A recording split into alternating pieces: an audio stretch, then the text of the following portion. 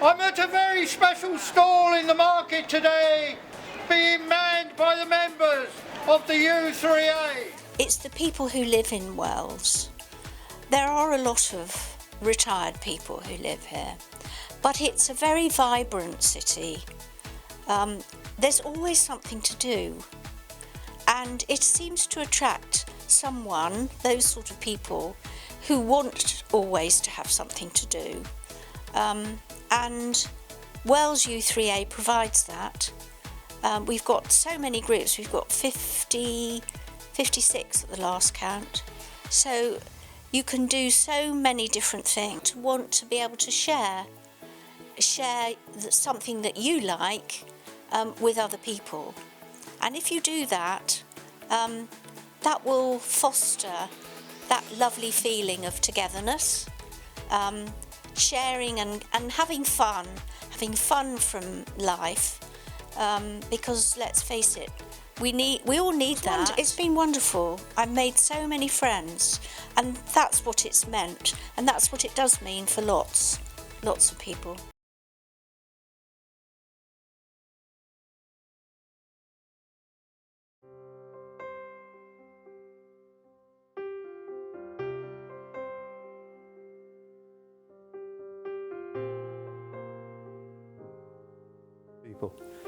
I think the thing is about painting, and if I can go back to the education part of it, your subconscious doesn't have a sense of humour.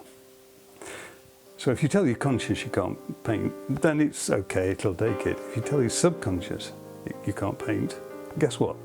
You can't paint. So what you need to do is to say to your subconscious, I can't paint at the moment, but I will be able to paint. And lo and behold, you get better and better. And I saw in the u3a magazine that Tom was starting up a group, and I thought, well, it's meant to be. In the last year or so I got into portraits, and I really love doing portraits. There's a certain amount of critiquing, which is great, and yeah, I think it's a lovely group. And you've got the stimulation of people around you painting. You can feed off them, they feed off you, and it just moves you forward, I feel. It's a social activity as well as enjoyable because you're working in art, but I think that especially for groups of older people, it's a way of occupying your time in a pleasant way.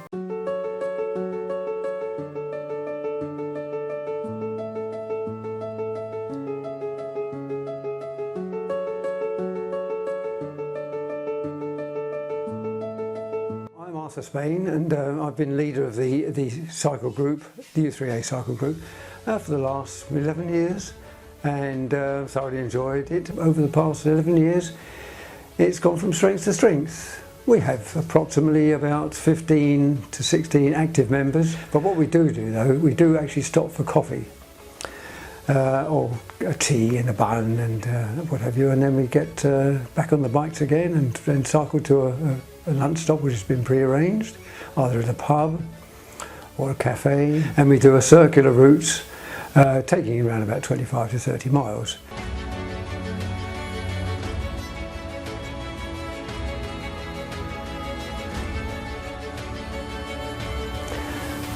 They enjoy riding, they obviously enjoy cycling, otherwise they wouldn't be long.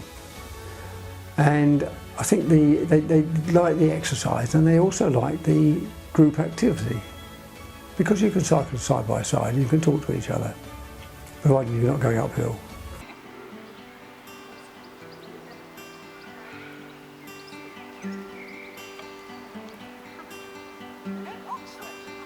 I first started learning Italian probably 35 years ago. My ex-husband was being posted to Italy, and I learnt Italian at the same time as teaching English, and that's where the love affair started. When I finally retired and moved to Wells, I looked around thinking, well, it's a good time to start picking up my Italian again. So I contacted u3a and said, I'd like to start an Italian conversation group, and that's where it went. If you just tell yourself, I can do it, not I can't do it, if you just say you can do it, then you can. What the group tends to do is it reinforces that. A group is about the group dynamics, and we have a very positive group. I taught geography, and so the geology and geography have got such a close link. And so when they started the geology group in 2017, I joined up then.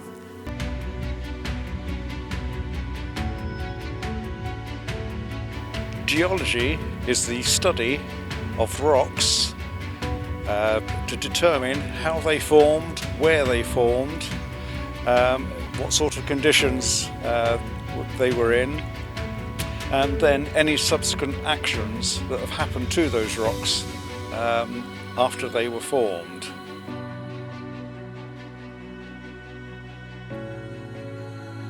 They're a very varied group. I said we've got about 40. It was quite interesting because last meeting we had 2 people who came along who had got no background at all, no geography, certainly no geology, and they just said it was absolutely fascinating. It just opened their eyes, and I think that's one of the things that people love, is that you go to places that you walk past on a daily basis, and you suddenly see it in a totally new light.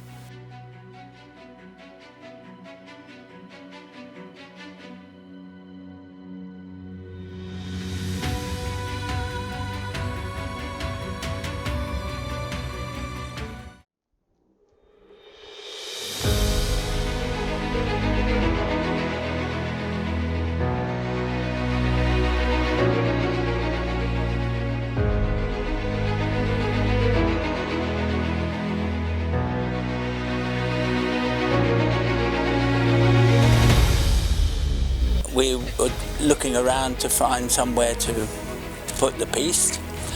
Had to come here to the football ground for our hog roast and said, have you got anywhere around here? Because we thought somewhere would be around here. And when we came, she said, come down after the meeting and there's some grass just down there. And so, is that any good, she said. So I paced it out and I thought, we could get 2 pieces down there between us.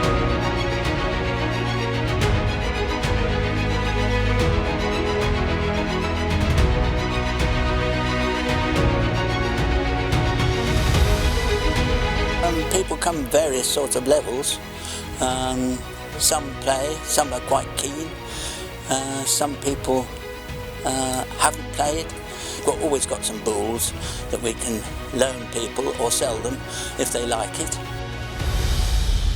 I first started playing bowls when I retired, and in fact it was the first thing I did on the first free day of my first free week. After 2 years, when the lady that was running it asked me to take over, so I have now been the group leader for 16 years.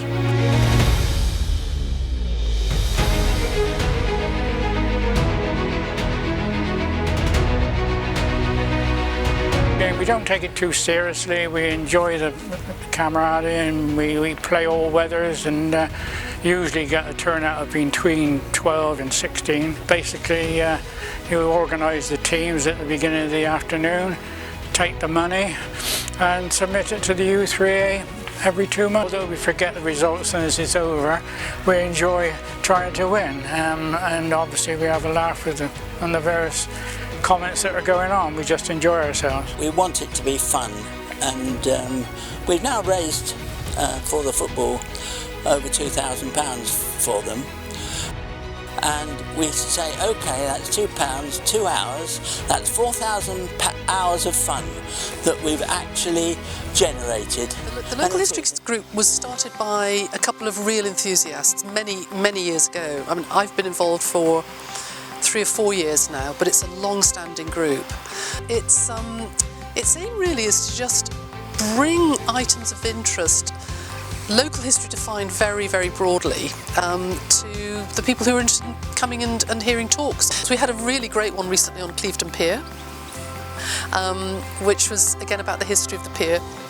And huge fun because I broadly knew that it was part of the Isambard Kingdom Brunel railway network, and it was a functional thing. It took the railway lines out to the steamers that went up down the Bristol Channel. But I hadn't known that in the 1960s it became the hotspot of the West Country because it had the only jukebox this side of Cardiff, apparently.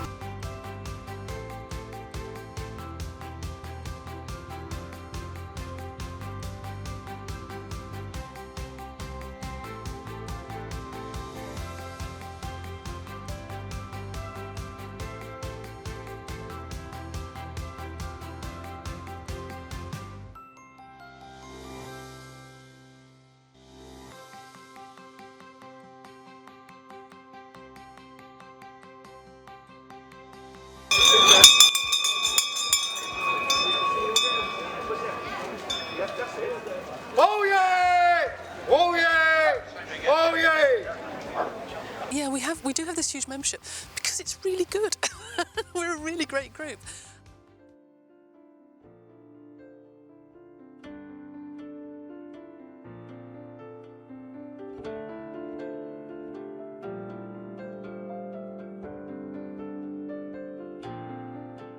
They were really great plantsmen. They were doing the grand tour thing, coming along with that sort of 18th century glamour of travel that they still had. And they wanted a Cyprus walk, so they created one.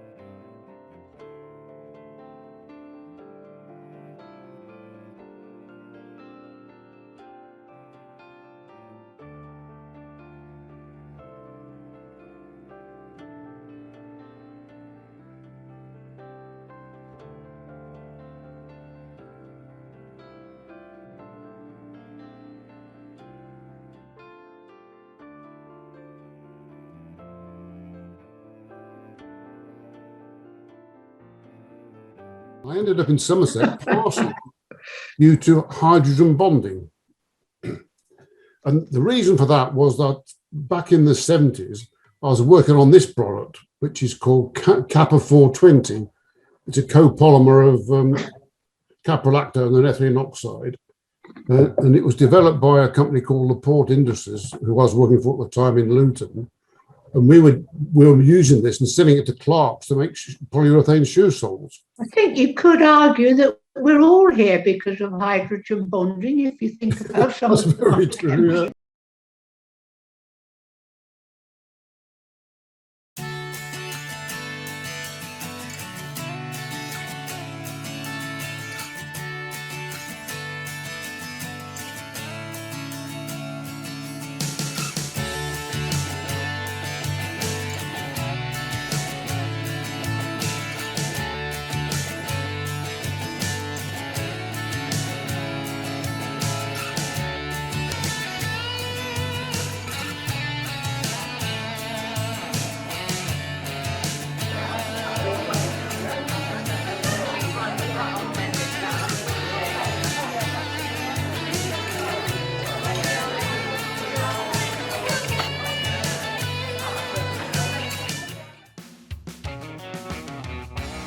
We were a gang of about 7 or 8 of us who we used to get together, take it in turns to do the cooking.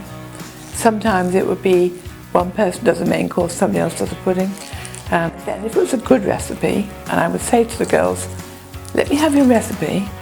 And I've got them down on my computer as a great long list of recipes that I know are nice to eat, because we've all had them and we've all said, wow, that was delicious.